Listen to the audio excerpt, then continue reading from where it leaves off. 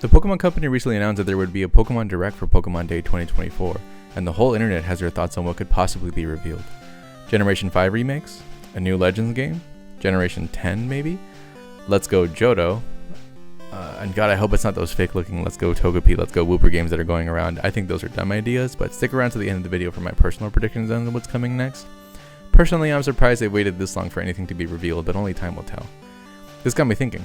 Maybe we can learn something from previous year's Pokemon Presents. Today we're going to explore the Pokemon Day announcements for the years 2016, 2019, 2021, 2022, and 2023 to see what kind of magnitude we're talking about when we see a Pokemon Presents for Pokemon Day. Before we go on, if we could take a second to hit the like and subscribe button, I'd really appreciate it. As the channel grows, so does my content, and we want to touch on so much more than just battles and Pokemon news. From the bottom of my heart, thank you. Now let's start with 2016. Pokemon Day 2016 was revealed to us through a very cute montage of the past 20 years of Pokemon. This was the 20th anniversary of Pokemon Day, and with that, they released this long trailer that led up to the announcement of the Generation 7 games, Pokemon Sun and Moon. These games would bring many new content such as Z-moves, the Tapus, and Ultra Beasts, as well as a new region based on Hawaii. The original Red, Blue, and Yellow versions were brought to the 3DS eShop, releasing immediately after the Direct. This completed the ability to trade a Pokemon from the original Red, Blue, Yellow all the way up to the current generations at the time, Generation 7. This was long sought after by players for both veterans of the series such as myself, and new players who never got to experience the original craze back in the late 90s. While short, this 20th anniversary for Pokemon Day brought some huge announcements. A new generation, the return of the original generations of the games, and the acknowledgement that the connectivity of the games has always been paramount to the success of the series. Pokemon just isn't Pokemon if you can't connect to other players and bring your Pokemon up to the latest one. It's a design philosophy that has been there since day one. With a migration from 3DS to Switch, we are missing some games now. Could Pokemon Day 2024 bring announcements of a new generation like 2016 did, and maybe the return of the original games to the Nintendo Switch Online? The Pokemon Company released a short video that announced the addition of Generation 8 to the roster of Pokemon mainline titles. Pokemon Sword and Shield were the first mainline games for the Switch, and this was highly anticipated. The graphics were controversial, but comparing them to Pokemon Scarlet and Violet now, I actually kinda miss Sword and Shield graphics. The change to the gyms being stadiums was so cool, and really made the league feel like a league. The starters were revealed as Scorbunny, Sobble, and Grookey, and people loved them from the start. This is before it was announced that Dexa would happen, the texture updates, or the texture debates, the one tree everyone hated, and mixed feelings about Dynamax as a whole. Personally, I enjoyed Pokemon Sword and Shield. I played a lot of it and enjoyed the Dynamax adventures the most. Urshifu was kind of a pain, but that's a topic for a different video. The Pokemon Company starts with another trip through the years of Pokemon through the different games and hardware associated with them. It even has a lot of deep cuts, like IntelliTrade, the Pokemon Minis, e-reader, and more. I miss the 3DS era, honestly. The first game they tackled is New Pokemon Snap, which I enjoyed for all of a week. I played it a good amount that week, but I think it's just too casual for me. The graphics were awesome though, and I wish the mainline games could look even half as good as these. The big announcements for 2021 were the return of the 4th generation of games with Pokemon Brilliant Diamond and Shining Pearl, and the surprise, Legends Arceus. It had been 15 years since the original Diamond and Pearl were released, and people were clamoring for years about them releasing remakes. While these didn't quite live up to people's expectations, I was happy to have them included. While very faithful to the originals, almost to a fault, the additional Pokemon in the Underground were a nice touch. Personally, I was happy to start a game with Chimchar again. It was also a game that was outsourced to Ilka company that worked on Pokemon Home. While Pokemon has all the money in the world to hire all the best talent, they haven't flexed that muscle very much, and as much as we all wish they would. Outsourcing this kind of content for us gives us many more games to play, and honestly, if they want to outsource that to other companies, I think power to them. Pokemon Legends Arceus was completely unprecedented though. No one saw this coming. With how much people were begging for a more open world kind of game, Legends Arceus was the answer people had been hoping for forever. While still plagued with performance issues, these games were revolutionary. The new evolutions for Cyndaquil, Rowlet, and Oshawott are amazing, and the completely different gameplay loop was refreshing to say the least. Pokemon Legends Arceus would go down as one of the most pivotal and important decisions that the Pokemon Company would ever make, finally taking a step towards what people had been wanting to for more than 20 years. While 2016 and 2021 were the 20th and 25th anniversaries of Pokemon, 2022 was less of an eventful year. The beginning of the Direct goes over Alola finally getting released in Pokemon Go, Master ZX releases May, Skyla, and Ryan, whoever that is, and a gem giveaway, Cafe Mix updates, and Pokemon Unite joins the spin-off news that most people skip. I wonder what the install base is for these games. It can't be that big, right? Maybe more kids play mobile games that I don't know? but I don't know anyone that plays these games. A Shaman event was announced for BDSP that allows you to catch one of your very own.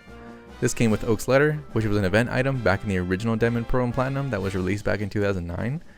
I think this was a cool throwback, and it was really appreciated by veterans who remember that kind of thing. Legends Arceus had its own series of updates in the software update version 1.1.0 Daybreak.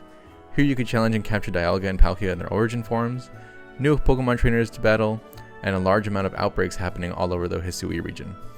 Lastly, Pokemon Scarlet and Violet were first announced during this Pokemon Presents, following the traditions from 2016 and 2019 where Pokemon Sun and Moon and Pokemon Sword and Shield were first announced.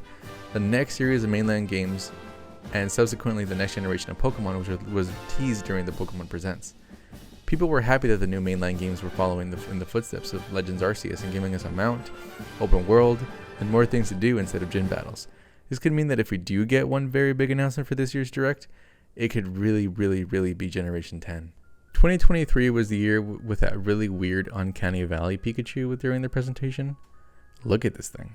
I hate it. Somehow this was also the year that the World Championships were held in Japan for the first time. You would think it'd be there more often considering Pokemon's from Japan. The first announcement was for the Pokemon Trading Card Game Classic, which was designed to be a premium Pokemon TCG playset that lasts a lifetime. For fans of the TCG and players that collected these cards as children, this was a very interesting proposition. Pokemon Sleep was shown this day, and it really threw us all for a loop. A sleep app was not something that was on anyone's radar for Pokemon. I remember trying this app, but it was loud and strange and I didn't understand how it was supposed to be used. How could you sleep knowing that this thing was sitting there listening to you? Felt intrusive, but I guess if you care about tracking your sleep, it's worth it. The Pokeball Plus is also a hilarious name for anything. Leave it to Nintendo to have the weirdest naming schemes for everything. For Pokemon Scarlet and Violet, we saw the release of Walking Wake and Iron Leaves and Raid Dens. These are some of the coolest and most controversial designs in recent history. Personally, I love them both. I think Walking Wake is an interesting design, a strong Pokemon with good stats and typing, that I hope we see more of.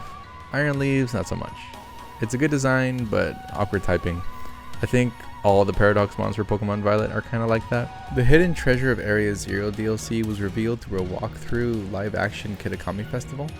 We saw the Loyal 3 and Ogerpon for the first time, as well as a sneak peek into the Blueberry Academy with its new Elite Four silhouetted in the background. Personally, I thought this DLC was pretty good. Maybe not as good as Sword and Shield, but competitively speaking, I think Ogerpon and Stellar Terra are a very good addition to the game. We didn't get any new news about a new game this year, and instead we got teased with DLC. I think this is unlikely for 2024, seeing as how Scarlet and Violet are mostly complete at this point, and are likely to move forward with the series. Based on what we've seen before, I think we can expect a short Pokemon Presents with only trailers for new games, much like 2016, 2019, and 2021. My personal predictions that make the most sense to me are a Legends game, like Legends Celebi, because I don't know what two Pokemon they choose for Let's Go games. I don't think there's two parallel Pokemon like Pikachu and Eevee for Johto. A Legends style game where we could see a burned tower that's not burned yet, Raging Bolt, Gouging Fire, and Walking Wake can make an appearance, and an Origin type of form for Ho-Oh and Lugia would be an incredible addition, not only to casual fans but competitively as well. This would be akin to something like the primal forms we saw for Groudon and Kyogre. Personally, and this is my hot take, I would love for Pokemon to announce Pokemon Black 3 and White 3. Black and White are the only games to get numbered sequels, and I think as a shake-up to everyone's expectations, like Legends Arceus before, and to not repeat the same mistakes from BDSP, Black 3, White 3 would give the opportunity to make whole new games for Unova that aren't tied to actual remakes. Black 3, White 3 could very easily include a sequel to the games where Unova has terrestrialization available as a mechanic. It could continue the past and future Paradox Pokemon that we've seen so far, and would also coincide with the divisions that Black 2 and White 2 had. If you remember, White 2 had the White Tree and Black 2 had Black City, which was set more of in a futuristic area. I think it's possible they lean hard into it.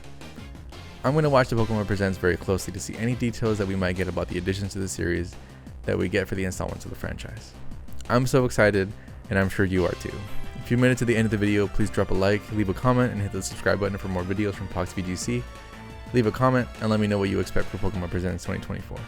Until next time.